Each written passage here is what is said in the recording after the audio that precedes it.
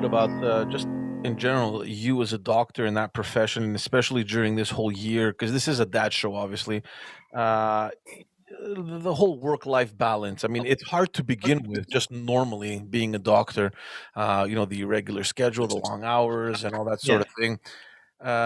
And then you add to that this whole year of just craziness. How is that at home? Like you as a dad and as a family man? I mean, I have a very understanding wife where she allows me to go down into the basement and do these podcasts instead of hanging out with her upstairs. Thanks. We appreciate it. Yeah. But that's why I'm like, oh, guys, can we do half an hour instead of? But no, listen, I mean, she's understanding. I sat down with her about January or February of last year, and I said we're going into a very, even though nobody else knows yet, I'm telling you, we're going to go into a very rough few months, the next coming months. I made her watch the movie Contagion so she can understand. If you haven't seen that movie, I would highly recommend it. It's like almost prophetic as to what happens. It's like a thriller that deals with a global pandemic, with an R0 virus of 3, but a 40% mortality rate. So, but it's exactly what we are living.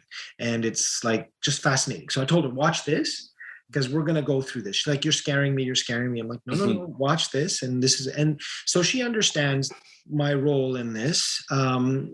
My work balance, I mean, listen, I've got 2 young toddlers that my wife is a stay-at-home mom for now.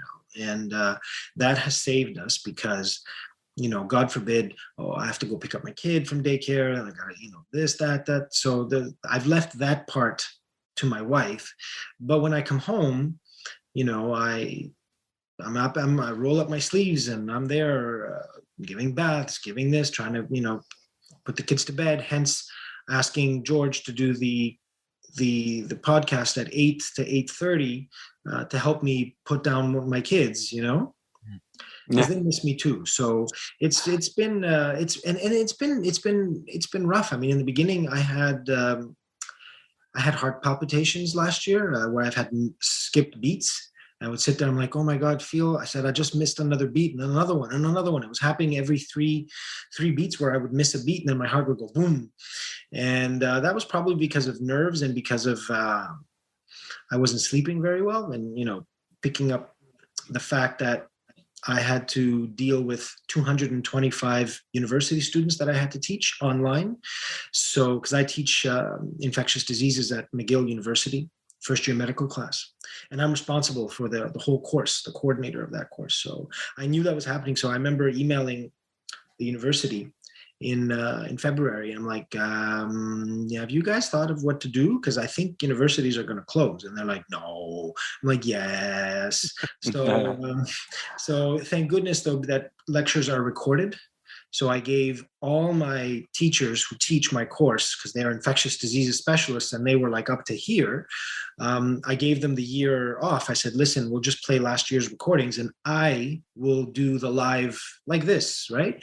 I'll do 1 or 2, 3 times a week where I would get on and ask students, tell me what questions you have. And I did teach live my classes, but the rest of it was all from last year's recordings. And, we're going into the same, I'm starting teaching in about a month and, we're similar kind of situation, less recordings from the year before, but still it's a logistical nightmare, Was there any fear, like, for example, knowing that, okay, I'm going home now, I just hope I don't have anything? Yes. I mean, how was all that, like, in your Yes.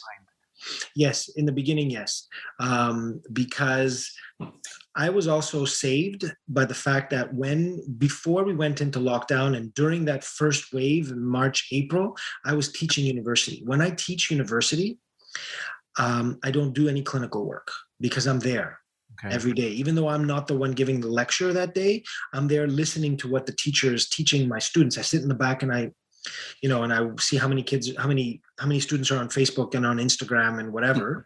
But yeah, so I had no clinical responsibilities.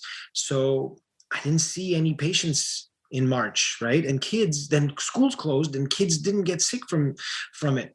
But what happened was I had colleagues who were quarantining because they had come back from spring break, or they had symptoms of something that they had to quarantine for 2 weeks. So I would take their clinics, I would do their wards. So even though that those 2 months were not clinical heavy, I did do clinics and sporadic calls here and there. And yeah, I was afraid that I would come home. There were times where, I would come home and the door to the foyer was closed. So my wife had left out all the Sterigels, and I would clean my hands, and I would take off my coat, and I would take off my shirt, and bring it down into the wash. I don't do that anymore. Yeah, because COVID is not spread that way.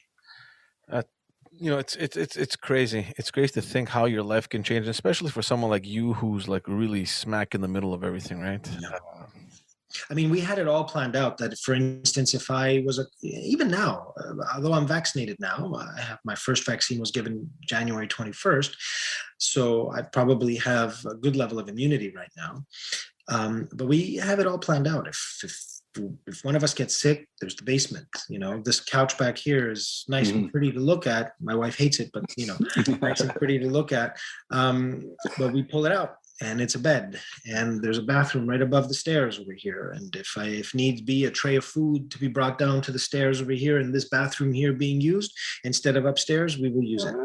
I don't know where I'll shower, but it's like a little mini man cave. So it is. It could be a good thing too. It is. I've got my big screen TV right here. There you go. I've got my surround sound. I've got my bar. I just probably won't be able to shower.